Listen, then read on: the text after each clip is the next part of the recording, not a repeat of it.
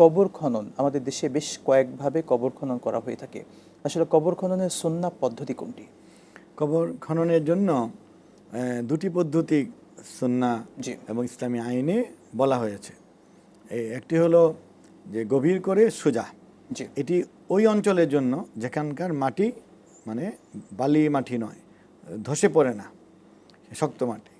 আর যে অঞ্চলের মাটি আপনার ধসে পড়বে, ভেঙে যায়, সেখানে নিয়ম হলো যে কিছু মানে একটা মানুষের বুক পরিমাণ খনন করার পর তারপর কেবলার দিকে যে মৃত ব্যক্তির মানে ডান কাতে শোয়ানোর পরে তার চেহারাটা যেদিকে কেবলা হবে সেই কেবলার দিকে আবার এক মানুষ পরিমাণ খনন করা ভিতরে করে ডেড বডিকে ওই অংশে কাত করে যতটুকু সম্ভব শুইয়ে দেওয়া এবং কাত করে দিয়ে বাঁশ দিয়ে কিছু দিয়ে আপনার আটকে দেওয়া যেন উনি বের হয়ে না আসে।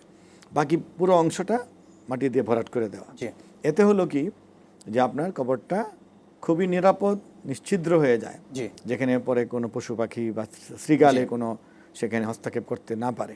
আর যেখানে শক্ত মাটি সেখানে বাঁশ দিয়ে বেশিরভাগ অংশ ভরে দেওয়া, একেবারে দেহের কাছাকাছি বাঁশ দিয়ে পুরোটা ভরে দেওয়া, যেন এই চোরেরা কাফন চুরি করতে না পারে আর শৃগালেরা কোনো অত্যাচার করতে না পারে।